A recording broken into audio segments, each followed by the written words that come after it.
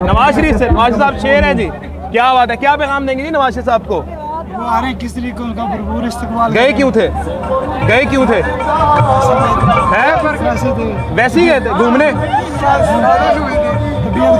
तबीयत खराब थी उनकी, तो तबीयत तो एक हफ्ते में ठीक हो गई थी, फिर 3.5 साल वेट क्यों किया उन्होंने? 3 साल वेट किया। एक मिनट क्या हुआ था, आप बताएं ना, क्यों वेट किया आप बताएं ना। आपने इतना बड़ा शेर पकड़ा हुआ है, आपको पता होना चाहिए हैं क्या चीज? मैंने कहा बताएं ना, आप वो क्यों नहीं आए वापस? आ रहे हैं चोर है यार, क्या है? ये चोर है, वो भैन ये ब्याह वाली चल। कौन चोर? नवाज शरीफ? हम तो एंजॉय करने आए तो बॉन्डी करने आए तो